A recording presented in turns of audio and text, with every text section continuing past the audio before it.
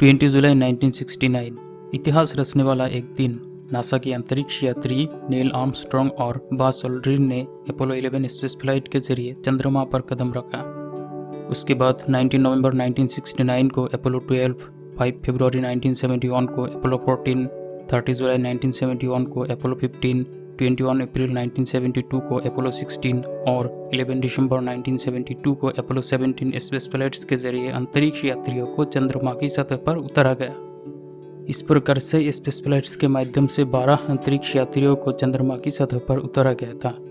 लेकिन पहला successful moon landing के 5 दशक बाद आज भी ऐसे लोग हैं जो सोचते हैं कि इंसान चंद्रमा की सतह पर कभी नहीं गया।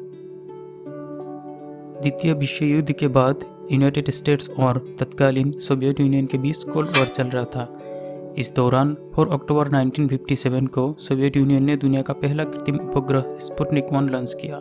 इससे यूनाइटेड स्टेट्स और सोवियत यूनियन के बीच स्पेस रेस शुरू हो गई। कुछ लोगों का मानना है कि चंद्रमा पर लैंडिंग वास्तव में एक धोखा था और अमेरिकी सरकार स्पेस रेस जीतने के लिए इस धोखे का सहारा लिया था।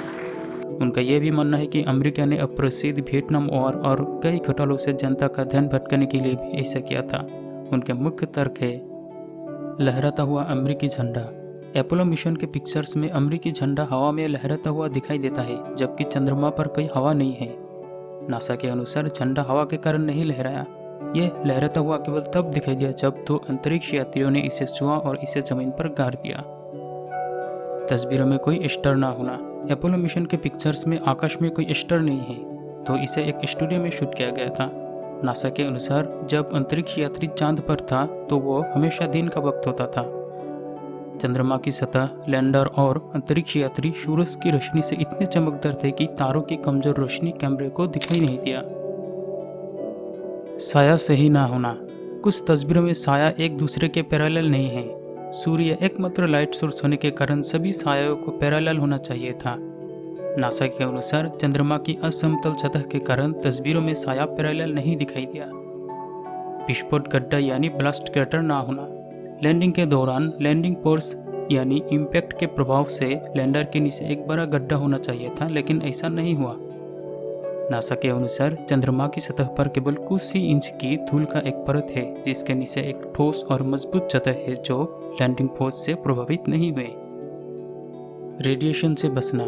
पृथ्वी एक रेडिएशन बेल्ट से घिरा हुआ है जिसे वैन एलन रेडिएशन बेल्ट कहा जाता है। तो अपोलो अंतरिक्ष यात्रियों ने इस बेल्ट को सुरक्षित रूप से कैसे पार किया? नासा के अनुसार चंद्रमा पर यात्रा के दौरान अपोलो अंतरिक्ष यात्रियों 2 घंटे से भी कम समय के लिए बेल्ट के भीतर थे और इसलिए बहुत कम मात्रा में रेडिएशन के संपर्क में आया होगा। दरअसल कई सबूत है कि चंद्रमा की लैंडिंग वास्तव में हुआ था। मून रॉक्स, चंद्रमा पर अंतरिक्ष यात्रियों के पैरों के निशान, नासा द्वारा चंद्रमा पर सरे गए उपकरण इसके प्रमाण हैं। 2008 में जापान एरोस्पेस एक्सप्लोरेशन एजेंसी के सेलेन लूनार ऑर्बिटर ने कई तस्वीरें प्राप्त की जिसमें चंद्रमा की लैंडिंग का प्रमाण मिला। चीन के चांगे 2 और भारत के चंद्रयान 1 ने भी अपोलो लैंडिंग्स और लूनर रोवर का निशान दिखने का दावा किया।